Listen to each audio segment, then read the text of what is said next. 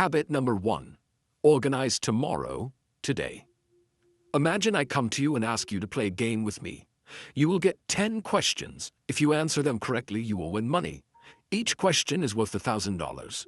However, there are 3 questions that are worth $10,000. You have 24 minutes to answer all 10 questions. But here's the thing. I will not tell you which of those questions is worth $10,000. You will only know how much you have won at the end of the game. So the game starts. Now, I've made it hard for you by not telling you which of those 3 questions are worth $10,000. But what I don't know about you is that you are a pretty smart person, and you have already figured out the trick and know that question number 2, number 4, and number 6 are the high-value questions. I don't know how you did it, but you somehow figured out the trick before the game begins. Now, as soon as the game starts, which questions are you going to focus on first? The answer is obvious, right? You wouldn't move on to another question before you made sure that you answered those 3 questions first. The remaining 7 questions are just bonuses if you get them right. There's a very high chance that you will win quite some money in this game because you knew the trick.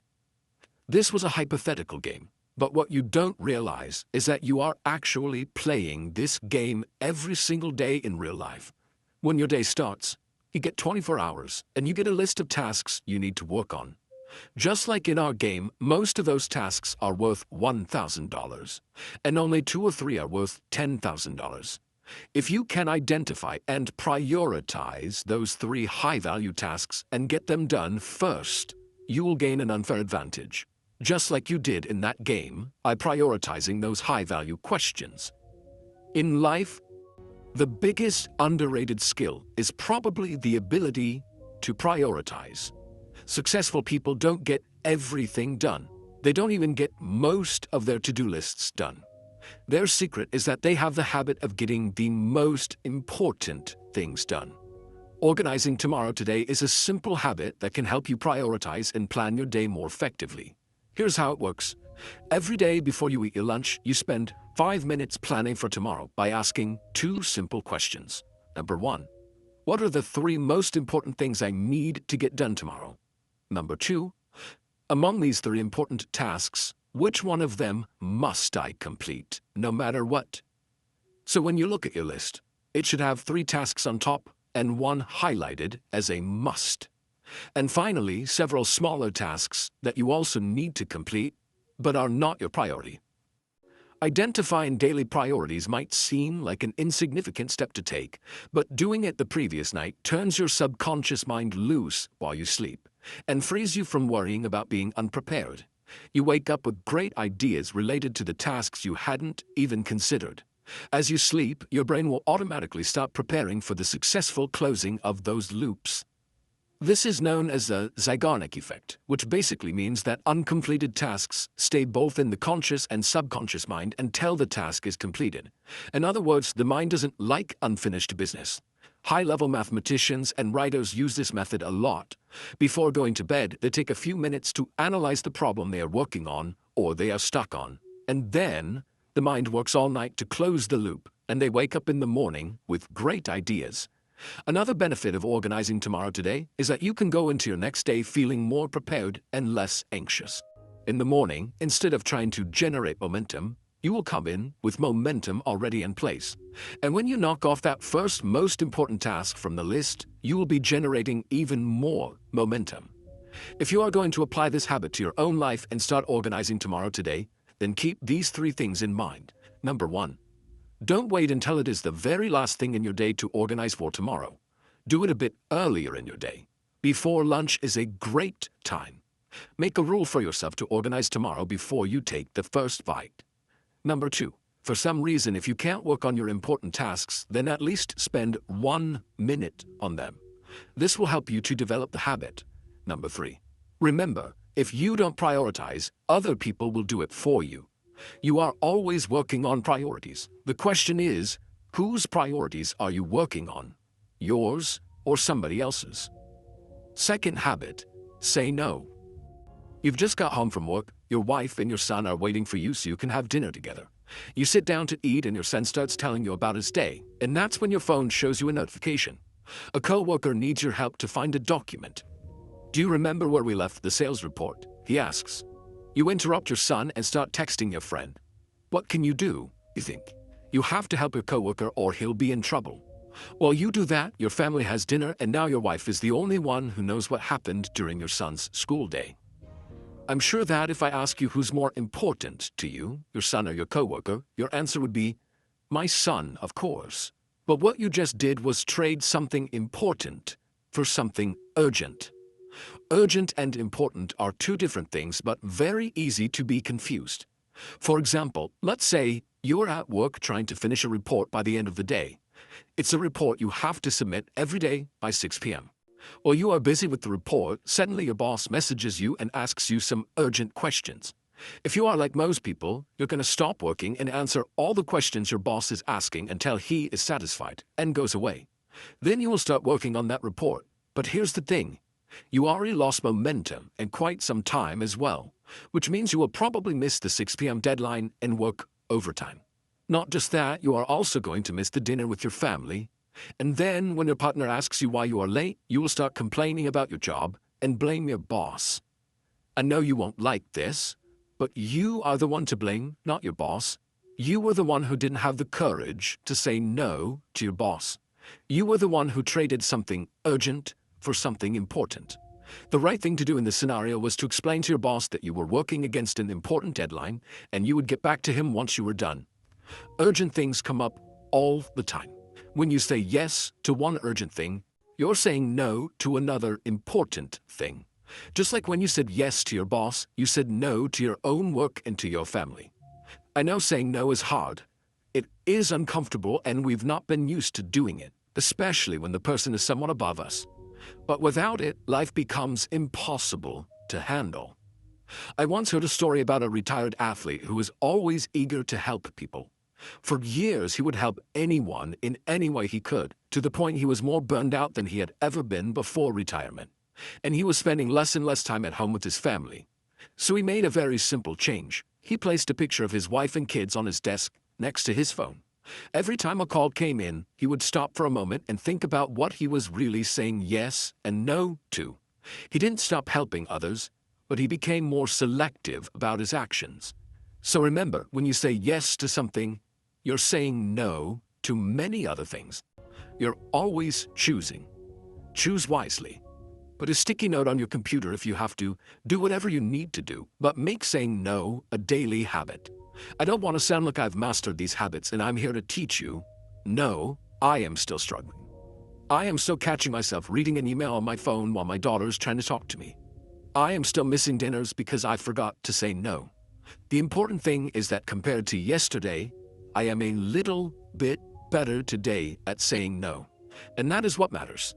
We should always compare where we are today compared to where we were yesterday, instead of comparing ourselves to others. Okay, I went off topic here a bit, so to summarize, make it a habit to say no, especially to the things that are urgent but not important. Third habit, focus on one thing at a time. Bobby Gassoff had just finished college with the ambitious goal to join the Navy SEALs. These guys are the best of the best in the US military when it comes to combat. He prepared himself, and when he got there, he was in peak physical and mental condition. But there is something called Hell Week that he wasn't prepared for. It was designed to separate the toughest from the rest, and it was brutal. They had less than 30 minutes of sleep each night, and they were always cold and wet. By the third day, Bobby was completely exhausted. He still had 4 nights to go, and the best runner and swimmer in the group had just quit. When the trainees finally got a few minutes to eat in between activities, the instructors would walk among the exhausted men and call out the long list of brutal activities that were scheduled for the rest of the time left. This was a tactic designed to overwhelm the weak candidates and eliminate them. Bobby thought about quitting too, but instead, he came up with a strategy. He would narrow his mind to a single focus point. Thinking about the 4 long days of torture that were coming was driving him crazy. So he decided to focus only on the very next step. Bobby acted as if that was the only hard thing he'd ever have to do in his life. Bobby kept his one-step focus the entire time. Among the 240 men, Bobby was one of the 24 left and one of the only 2 who graduated as an officer. Bobby is an example of the power of focus. When you focus on too much, not only do you get overwhelmed, but you lose focus on the really important things. One of the most common traps to fall into in business and life is to try to focus on too much and lose focus on the really important things.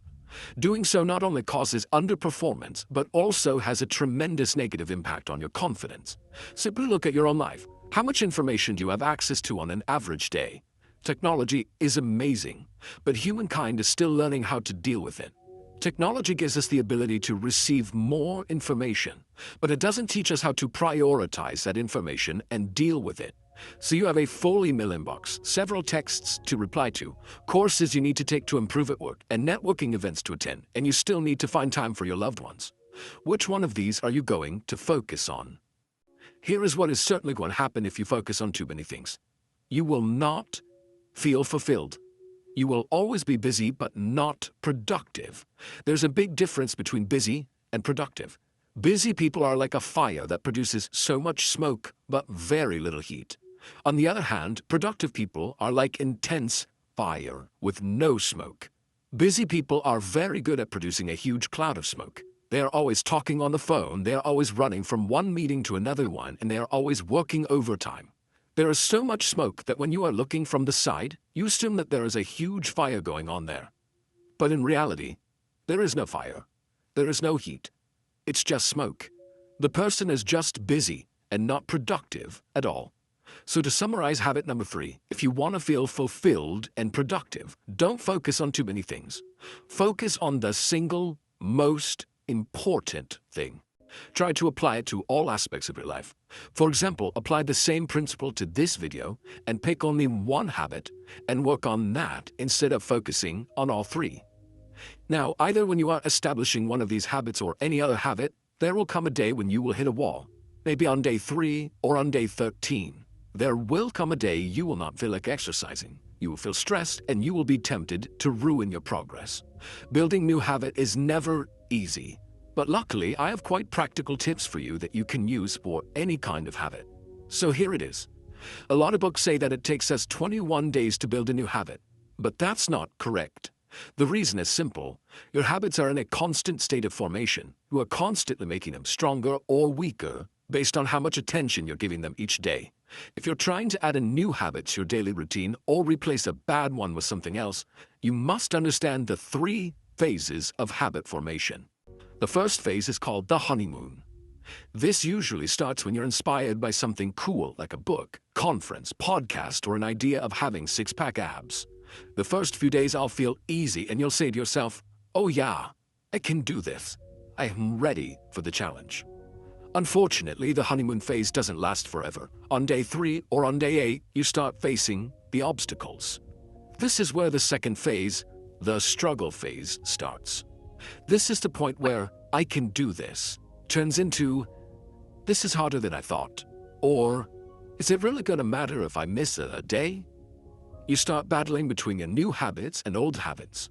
This is a normal stage and the most important one because this is where most people give up. This is the graveyard for many habits. To pass this stage, you only need to win 2 or 3 of your struggles. Here are 4 techniques to help you pass this stage successfully. Number 1, ritualize. For many people, the weekend is the best part of the week, but for me, it was the worst part. Why? Because I had all my habits ritualized during the week, especially my diet. However, the weekend was the only time I didn't have rituals. Very often I would eat healthily and exercise the whole week, but end up ruining all of my progress during the weekend. For a while, I couldn't figure out why this was happening, but then realized it was all because I had very few rituals for the weekend. So if you want to make it easy to win your struggles, ritualize your new habit for the entire week. Number 2, recognition. When you get to day 3 of the exercise plan and you are lying in bed debating with yourself about whether or not you want to go out in the rain and get it done, recognize where you are. Learn to simply say to yourself, "I have entered the struggle phase." Recognizing that you are in a struggle phase is like taking the blindfold off before the fight begins. Now you know what you are fighting. Remind yourself that it is important to win this one today. Why? Because each time you win a struggle, the next one becomes easier to beat, thanks to the momentum you are creating. Momentum works the other way too. Each fight you lose makes it easier to quit the next time. Number 3. Ask 2 questions to yourself. When you're in the struggle, ask yourself, how will I feel if I win this struggle, and how will I feel if I lose it? This changes your focus from your struggles to your emotions.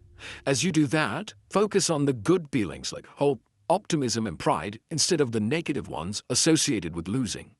Number 4. Life projection.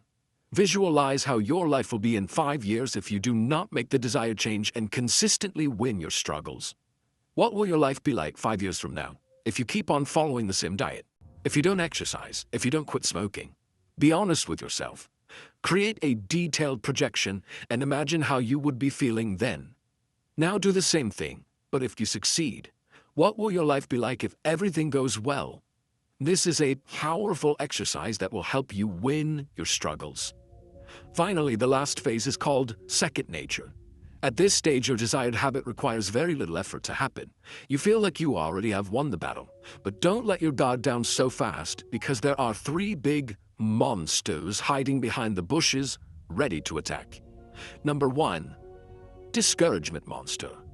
One of the unfortunate realities of the world is that just because you work hard and do the right things, good things don't automatically flow to you. For example, you changed your diet and did all the right things, but it didn't produce the weight loss results you hoped. It is very easy to slip into the mindset of, why do I bother? It doesn't matter what I do anyway. The discouragement monster is very dangerous because it will make you stop trying. However, before you stop, remind yourself that the progress comes in spurts, not in regular intervals. You don't lose half a kilogram every week. You lose nothing for 2 to 3 weeks, and then suddenly you lose a kilogram. This is just the nature of progress in anything. Number 2. Seduction of success. After you've been successful with a new habit, it's easy to let your guard down and slip back into old ways. Let's suppose you're trying to lose weight and managed to get your new eating habits to the second nature stage. You look at yourself and think, oh, I've managed to eat healthy for the last 3 months. I am rocking it. It won't be a problem if I eat a piece of cake today. And you're right, it won't be a problem to make an exception now and then. But if you make too many exceptions, you'll end up back where you started before you know it. One success should prime you for the next success, not become a point where you can bail out. Number 3. Disruption.